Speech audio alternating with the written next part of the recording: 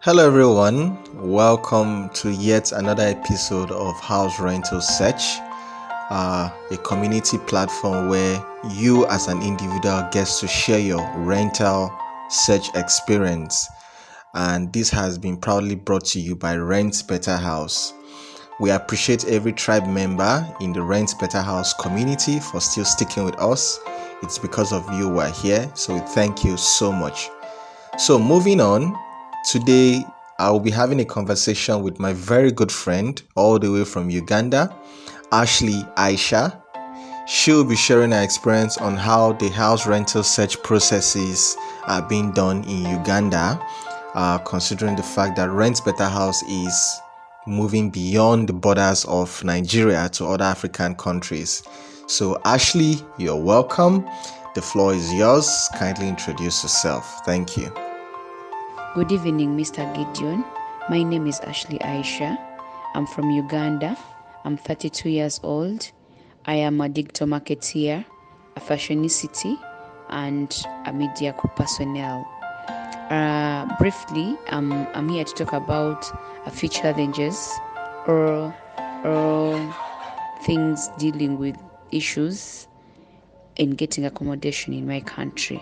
Well, I'm going to talk about a few things are all challenges while finding accommodation in my country. Number one, we do not have directives from the government that is also affecting us. For example, there is no proper arrangement of clients being helped out to search our house. Initially, when you want a house or accommodation in Uganda or an office, you're supposed to go to that area that you're looking for, and probably we have these people that are called blockers. So these blockers do not really have a well-structured path. That is what I would say. They do not have a well-structured way of doing things, and most of them you just even have to find them along the road, where you just ask them, please, do you have any house that you know around here, because I'm looking for a house. Then they will ask you, like, for how much. Then you give them the amount of money that you're looking for. So you keep after that, they will take you around the whole village, the whole city. But then you find that even when the day gets down, you have not found anything. And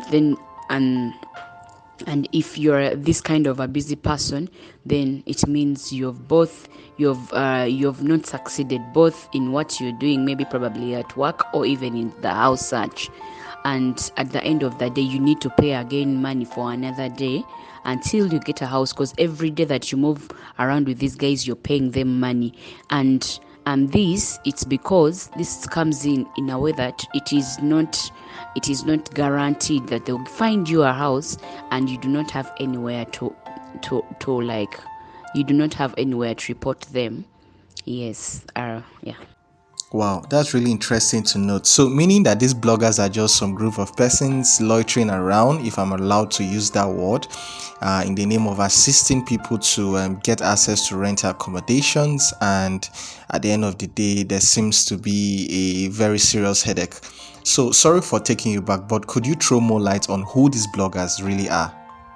Blockers are here in Uganda are people that help us get houses.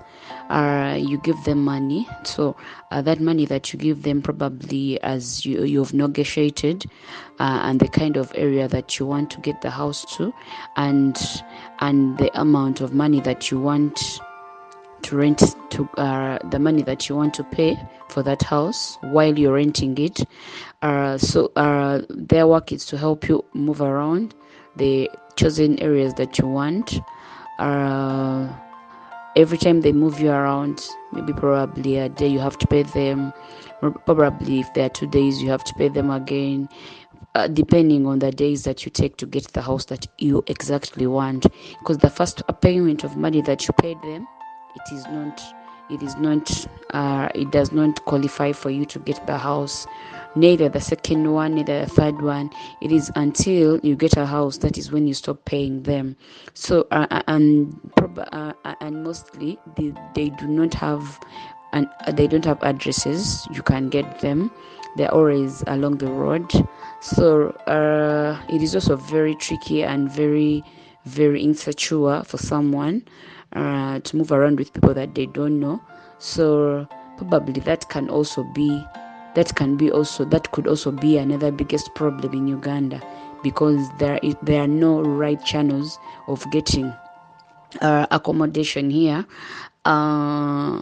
More less when you need land, because more are the people that are trying to put up a design of straightening up things are people that are in real estates, and they're especially dealing in land selling and buying.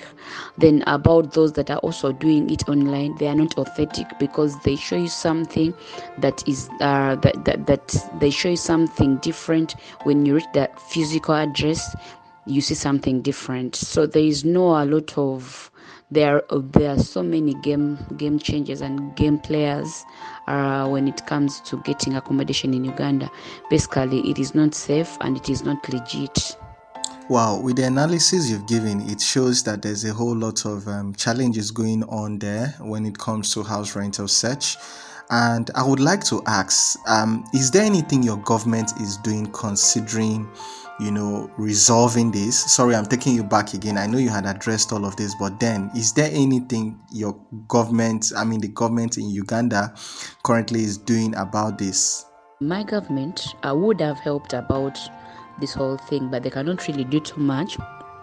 Number one, they do not know who is looking for rent, and they do not know which areas have accommodation or have places of work.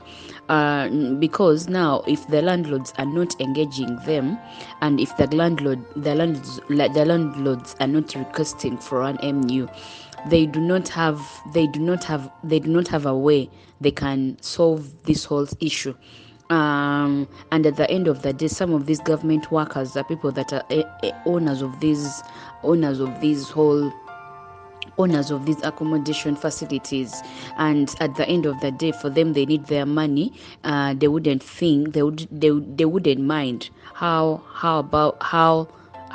you find houses, because for them, they already get representative, and those representative are the blockers that they pay, because when you bring a client, you're being paid at 10%.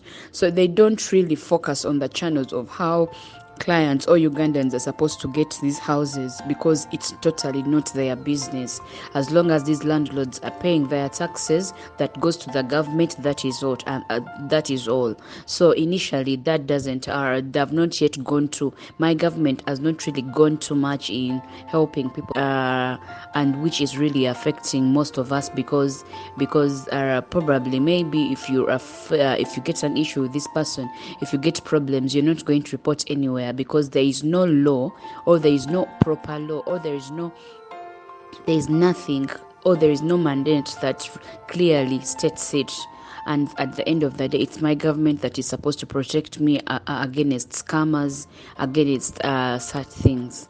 That is a brief contribution. I would talk about how my government has yeah. Wow, this is really a dicey situation and a very I'm lost for words, and I guess our listeners as well will be shocked as well, because for one, I was thinking this was only a challenge that was only peculiar to Nigerians and here in our country, but then it's amazing to see that other African countries are going through the same, challenge. So Rentbetahouse now coming into into Uganda, what do you think would happen? According to all what I've compared the whole thing of accommodation in Nigeria and in Uganda. For example, I've been following Rentbetahouse Nigeria, how they do their things, and in my conclusion, I would think they would help us out as Ugandans to also improve our ways of finding accommodation or offices or anything, depending on accommodation, because now things are going digital, and one thing why people have been discouraged with the digital part in Uganda on how to look for houses, it's because most of the things that they post are not in reality. But as I follow, or as I've been following for Rentbetahouse Nigeria, I've followed up their things. Like, it seems like what is said, okay, what you search for, it is what you get. And that is one thing that people really want. People want short things, people want legit things, people want things that are straight up, and things probably that have a little bit, that things that have low, that in case I do not, things don't work out like this is where I'm supposed to report. So those are the missing gaps in my country when it comes to real estates. I go further to request you, if you can try to think about expansion in Uganda, please do it immediately, and we are ready to receive your services and to accept your services in my country. And I believe this will work. It will really work as long as it is well streamlined. The market is there and people are willing to receive it. Wow, I must thank you for actually even believing that we are doing something great, because it's all about community and our services are tailored to our community. So I thank you so much. Yes, definitely. We'll look into this seriously and see how to expand to Uganda. Thank you so much, Ashley, today for sharing your experience with us. And I really appreciate the time you have actually made out to be part of this. Any final words for our audience and our community? I would wish to thank you very much, Mr. Gideon, for having me today on the podcast. I look forward to seeing Rentbetahouse Nigeria presence in Uganda soon to address these house rental such challenges. Thank you so much. Have a wonderful day and God bless you. Thank you so much, Ashley Aisha, for making our time to join us today on this session. It was really interesting, and I also understand that our listeners should have also found this interesting enough. So, ladies and gentlemen, there you have it on another session on house search experience. And well, we look forward to having you also share your experience. And these information are meant to, create an awareness so our community will get to understand what we are doing at Rent Better House. So thank you so much, and we look forward to other episodes.